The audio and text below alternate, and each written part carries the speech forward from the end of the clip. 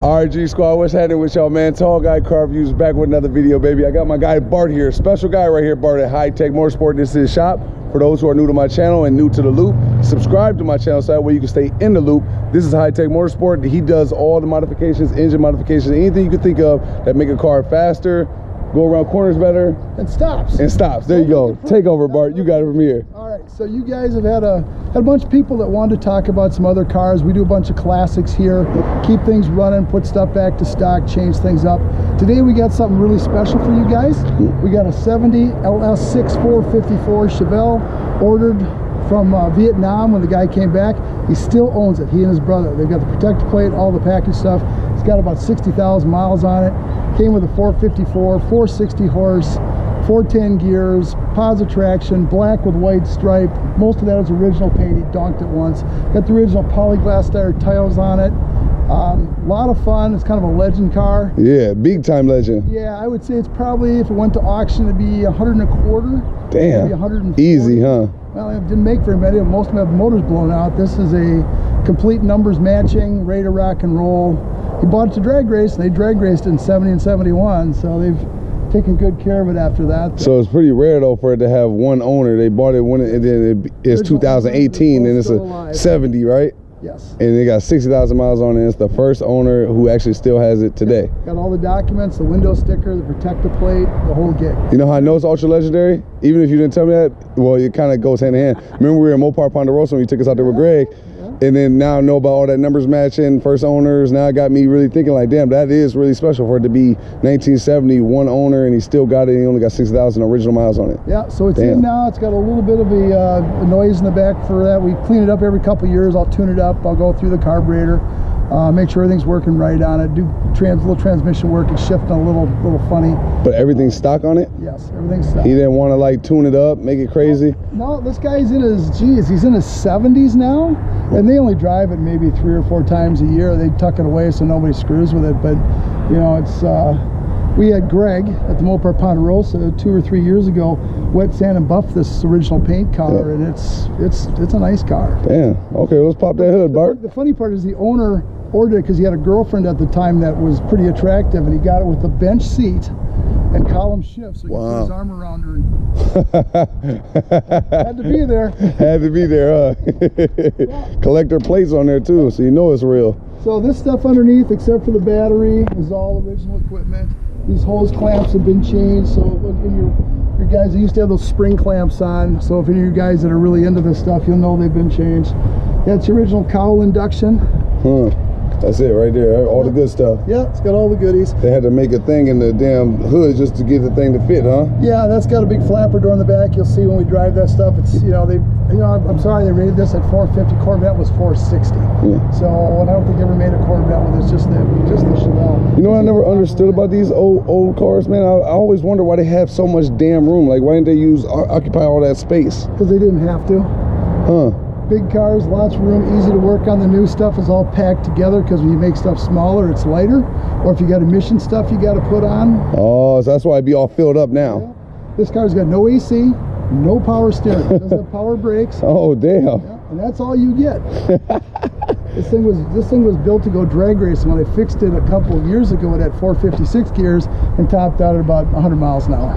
Damn. So now it's got 410s. The original 410s are back in, but now tops out at about 120 miles an hour. But just kind of fun stuff. I've got to take it for a drive to see what we have to work on. The guy was complaining about a little bit of shift action. It was funny. We got a little problem with the exhaust. Then I'll go through it on Monday and Tuesday. We'll put on the dyno, and maybe we'll take a video of it on the dyno doing some work. Okay. Since it's original equipment, we don't rev the crap out of it. They were supposed to go 6,500 is a red line on these things. I'm not going to do that because the value of the car would drop by about 30% if I blew the motor on the ground. Damn. Not good. Hell no, 30%, we don't want that. No good, no good. Okay, let's talk about the exterior just with Bart. This thing is ferocious now. Yep. I always like these. I never like really, the Chevelle is a legendary whip, but if it didn't have the stripes, I didn't like it that much. Yeah, they gotta have the stripes. Yep, you could delete the stripes, you could add the stripes. My dad deleted his stripes on his Trino GT back in the day to save 20 bucks because my dad is incredibly cheap. But this is original black car, white striped car, everything is there. And it's pretty simple. It's just basically the biggest motor that they had at GM, shoveled into their mid-size car. We call it a full-size plus car now, but back then it was kind of mid-size because they had bigger stuff. Pallet was bigger. Pallet was bigger. Damn. And you were telling me about the tires. What about those tires were you telling me about? These are the back ones are the old polyglass. He's put some other stuff on the front. When he came back right away, he took the steel wheels off. It came with 14-inch wheels. He ended up putting polyglass on the thing just for a little bit more grip. These are the Crater SS's. They were kind of the thing to have. That or Keystones back in the day. And you can see these are what they call H70 14s. So it's a 14-inch rim, and that's what it came with. And these are really shitty tires. But back then they were top notch. That's all there was. Damn, that's crazy. We didn't have radial tires on stuff till mid to late 73. So as you walk around the car, the rear trumpets, those are original style trumpets. I'm not sure if they're the original ones. That would be 48 years ago now from when it was built. But the SS's with the big motor all came with the little chrome tips. I believe California got turned down tips because they were starting to do emissions in California. Oh, okay, makes sense. But the stripes are on the car. Stripes are legendary. With that SS? Yep. I always liked that SS. Even you always knew something was legendary with a Chevy if it had the SS. If it didn't have the SS, it wasn't as legendary in your brain, you know, for me anyway. Well, the weird part is you could order cars up pretty much any way you wanted back then. You wanted a green car with a red interior to look like Christmas colors, they'd sell it to you. That's crazy. Oh yeah, Mopars were famous for ordering stuff that you kind of look at and go, who was doing acid when that happened? You take a look, the special thing about the inside, of course, it's got the SS steering wheel, but the tachometer is special and it's got a higher red line in it by quite a bit. Damn. We got the big school bus, the magic school bus steering wheel. Yep, and all this is original in these cars. This car here, with the exception of the oil pressure gauge at the bottom with the radio, you could get it as a radio delete, heater delete. This one's not that way. Of course, being in Minnesota, you only get about 3 months without a heater. Well, yeah, you can't do that. Yeah, obviously, no AC on these cars. Everything is big original in here. Yep. Wow, big ass rear view mirror. So you see what's coming up behind you like police. Facts. That seat belts up here, that's how you know you're in some old shit when the seat belts up here. Yep. Well, those are shoulder belts that we actually had back then, so they go together. You got a lap belt and then a shoulder belt. So they're actually two separates right here. Oh, right here. Right there. Boom. Yeah, that's how you know you're in some classic shit when you got that. That's crazy. Yeah, or the What the hell is this? Oh, it's body by Fisher. That's the company that made the original bodies for Chevrolet. I just put the little stamp right there on this stuff. That's crazy. All you gotta do is get a screwdriver and pull it right off and then put a new one on. Yep. So when you scratch the crap out of it, you just do it up. I'm going to guess this is probably original. This car doesn't have any miles on it, so I'm going to guess this is all pretty much original. Damn. This is crazy, though. 120 on the dash. That was fast as hell back then, wasn't it, Bart? That was everything in the kitchen sink, baby. That's crazy. You get one of these now, it's as slow as a turtle compared to some of this new stuff, huh? Yeah, well, it's one of those deals where you're doing 120 back then. I compare it to the way when you drive a super bike now, you know, and they'll do 150 real comfortable. Yeah. And then you go on a Harley and you swear at 75 miles an hour you are going to die. So these are the same way. You do 70, 75 and these things, you think parts are going to start falling off, the freaking fenders will fly off. And that's crazy. Cars like your Hell Kitty, the thing will just rip down at 140 miles an hour. Cruising. Turn the AC on. You're like death grip on this. But this ain't the driving experience of driving these is something crazy. Because even look, we ain't even driving it, but yeah, you can see up under the hood, it's lifted up. And there's something different about this metal body. It's just the whole feel of it being in here is just different, ain't it? Yeah, it's retro. I mean, it's almost 50 years old. Yeah, you got to think about that. This car's older than me. Yeah. You'll see that when you sit in this car that people were smaller back then. Yeah, that's a fact. Yeah, that's why they moved it. All the new cars have a lot more room. That's nuts. Look at all the back seat space. This still low-key has some back seat space, though. Yeah, that's where a lot of people were conceived. Yeah, facts. This is where they were thought up, huh?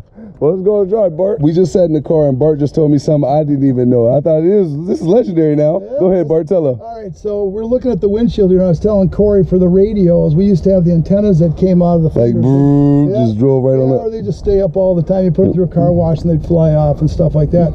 So in 70 or 69, I forget the year exactly, but Chevrolet was the first one on the American side to come up with this little bitty tiny wire that runs across, goes down all the way down the dash. It's inside the windshield between the pieces of glass. And that's your antenna for the radio. Hardwired into the windshield. Yeah, which didn't really work that well. But it didn't? No, hell no. Between a piece of glass like that, it worked okay, but better than nothing. But the old ones were better, but people kept ripping them off in car washes, and they'd fall off at 100 miles an hour. Cutting edge technology though, huh? That's it, baby. Me and NASA. Apollo 13. Let's get it. All right. So do you even need to buckle up in these things? No. Okay, all right. We're in so much trouble. As long as we're going to be illegal, we may as well do it right.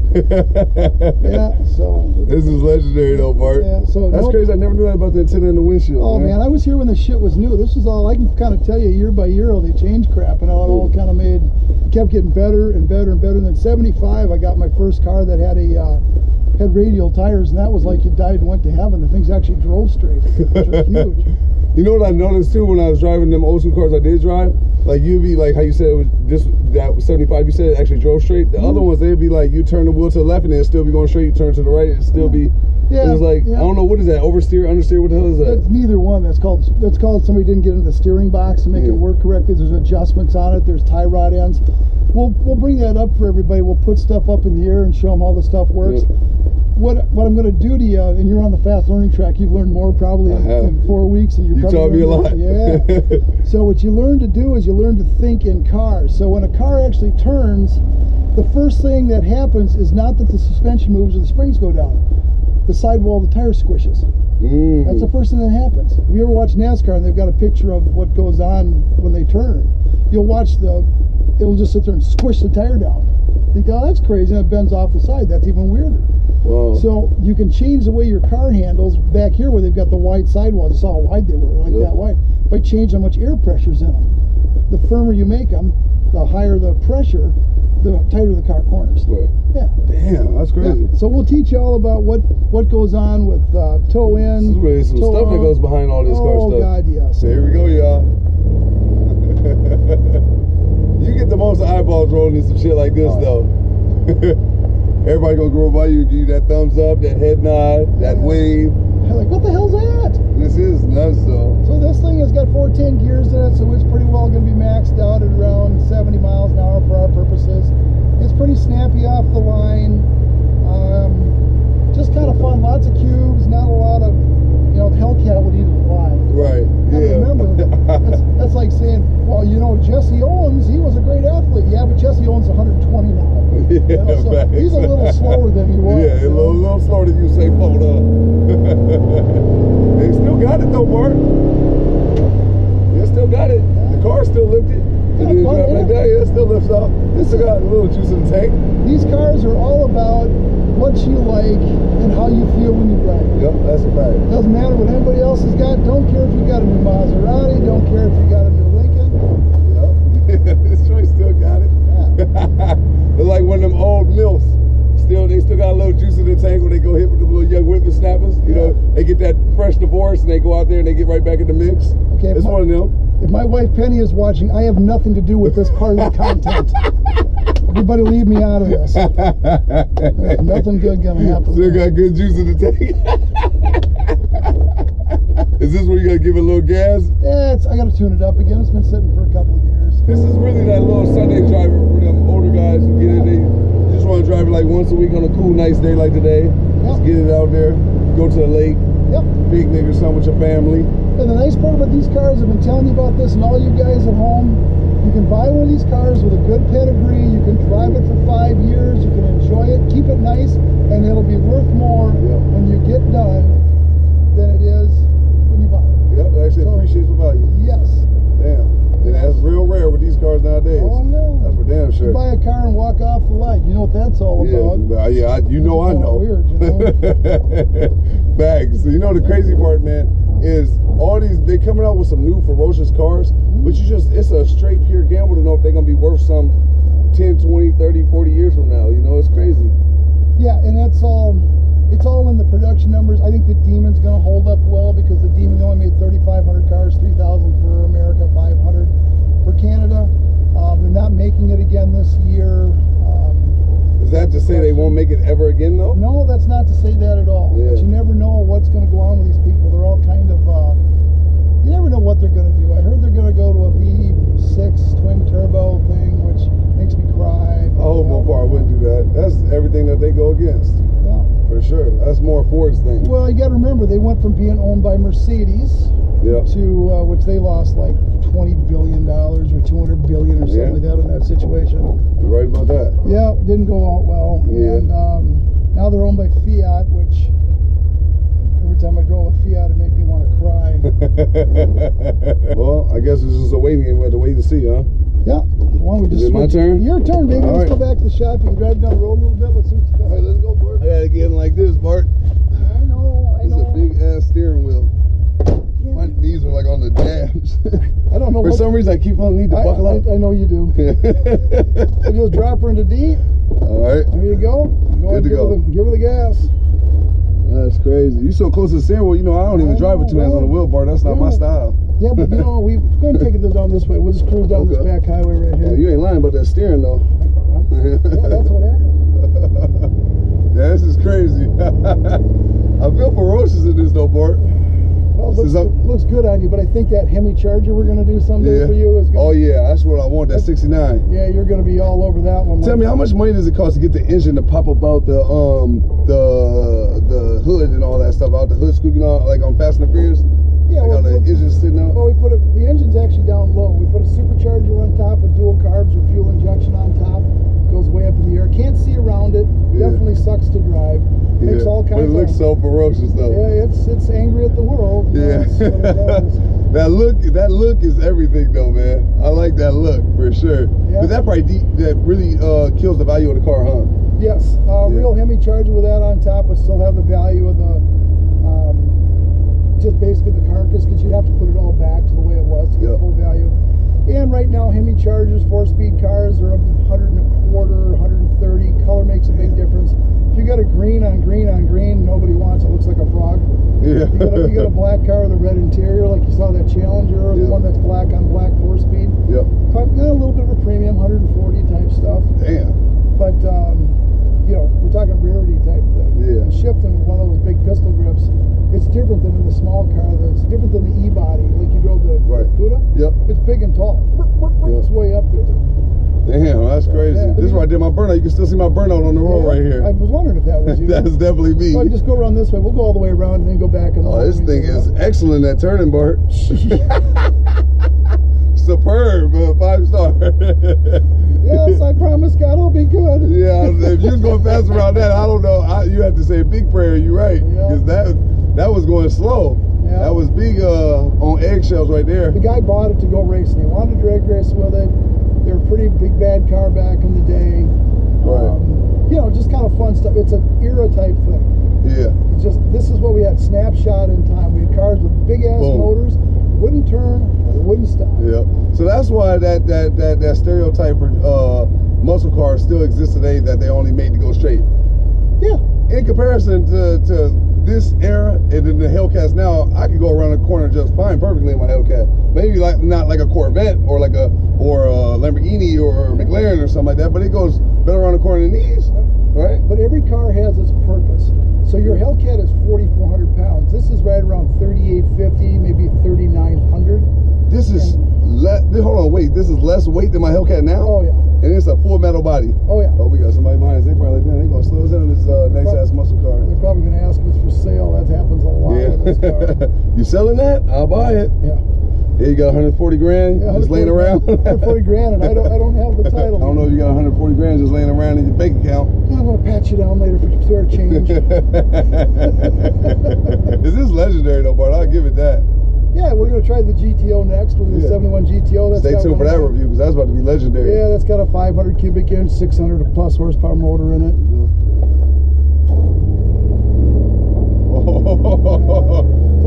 Shitty tires, told you. I like it though. That's those polyglass tires. It's like, what the hell? This is legendary though, Bart. Hear the motor revving out. That's the 410 gears. Yeah. You got 8 speeds. This has got 3. Damn. This is a 3-speed? Yep. Damn. That's all they came with. And the earlier ones came with a 2-speed called the Power Glide. You're right though. You don't really feel like that safe going fast in these. Yeah. Even though we're going by the speed limit right now, you feel like you're going too fast. That's why I always see them old muscle car in the classics going slow. Yep. They just like coasting. Scared to death. Yeah. Let's see what we're doing. The speedometer in this one looks like I got to work on that next. So we are doing a whopping 60 miles now. We're doing 60 right now. Feels like we're doing 100, doesn't it? It does feel like we're doing 100. I ain't gonna lie. And I never hold two hands on steering wheel, Bart. You know I'm like this. I usually like to just, you know, go like this, Bart. But this right here, the steering is so unstructured. You feel like you gotta hold two on there, you know, just in case it want to get a little loose on you. Yeah, and so when we get through this stuff, we get a few more subscribers. We'll fix up one just for you. Oh yeah, hell yeah, damn right, I'm with it. Yeah. Bart, the man, listen, man, if y'all want some that's like this or any car, really new, old, somewhere in between, and you want to get it worked on, get your engine fixed, because you gotta understand, Bart does all the engines for Mopar Ponderosa. Mopar Ponderosa has that $5.5 million Hemi Cuda, right? And it got everything in between. The cheap shit in there is $150,000. And Bart does all the engines, the transmissions, anything that makes it stop, turn, and go fast, right? I did it, right, Bart? I did that, yeah. There y'all go. Hit up Bart at High Tech Motorsport. Give me a number, Bart. Actually, I can do it this time because I messed up on a few times, right? 763-712-99. All right, 0098. There it goes. 9088. 90. This one right here? The left turn lane. All right, hold on. Yep, got people. Yep, got people. Can I make it, Bart? Sure. Try What the you think? brakes. They don't work for shit either. Oh, yep. That. Got it up. I ain't gonna lie, I was even a little scared on that one, Bart. Told you. Yeah, so what was the number again? 763-712-9088. There you go. I keep messing up on that. Take a look at that 71 GTO. Oh yeah, that's gonna be legendary. Yeah, it's gonna be a I little like them more exciting. GTOs, man. I think the first time I seen one of them GTOs and really liked it was in that movie Triple X. Yep. That was a nice one. Well, that was an earlier one. That was a 65 to 67, which is really cool. That's my favorite style. Yeah, that's my favorite style too. I like those. Take a right. Okay. Right over there. There we go. That steering wheel ain't no joke. Feel like a workout. Well, you know what? This is the best we had back then. Yeah, facts. This is premium stuff. Cutting edge technology.